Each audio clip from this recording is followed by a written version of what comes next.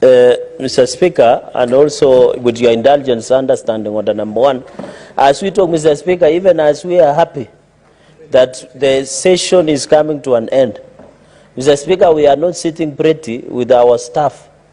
They have not been paid office operations.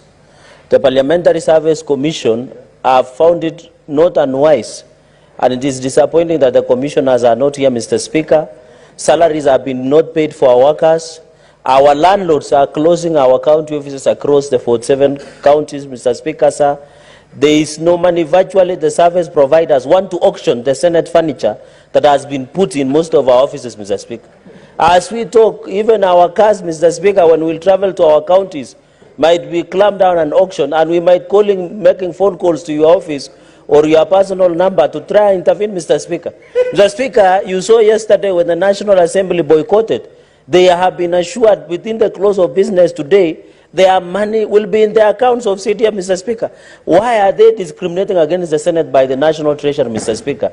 I want to say, even the tomorrow's morning sitting, we shall not come, Mr. Speaker. And in fact, as we talk today, Mr. Speaker, we are going to work out, Mr. Speaker, because we cannot proceed Mr. Speaker, until we resolve this impasse. We are going to cripple the old business that we, because if there is no money, what business do we have, Mr. Speaker? Mr. Speaker, you know, with the harsh economic times, Mr. Speaker, with the harsh economic times, how can you, these drivers, Mr. Speaker, a lot of small money, Mr. Speaker.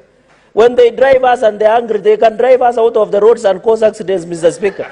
Mr. Speaker, even our secretaries, our personal assistant, Mr. Speaker, can you lead us and listen to our cries, Mr. Speaker? This Senate has ever come under attack in the year 2018-2019.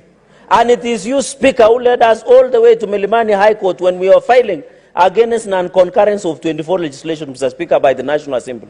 Mr. Speaker, I would have expected the National Assembly to also boycott and be in solidarity with us the way we were in solidarity with them yesterday, Mr. Speaker.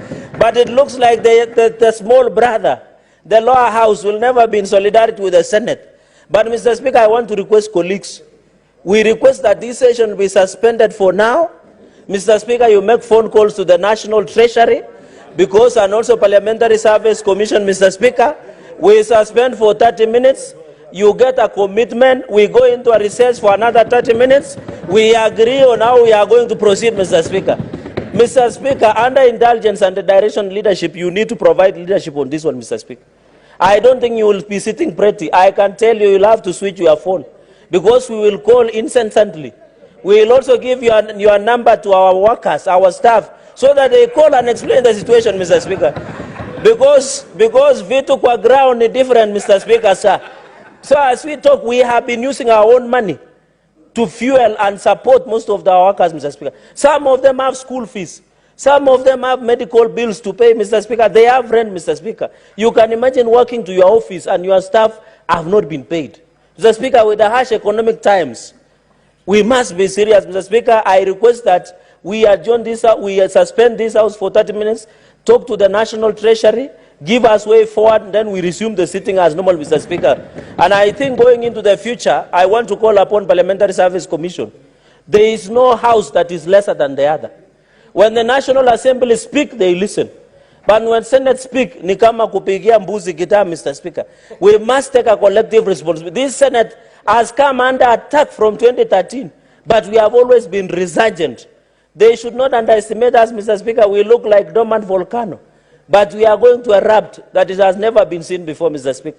I expect people like Senator Chute to be on the forefront defending us, Mr. Speaker. You had Senator Sifuna yesterday led us in a Kamkunji, and we made a resolution that we shall not sit until we get our dues, Mr. Speaker. It is our right.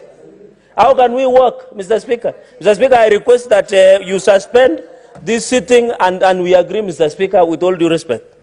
Senator Oso.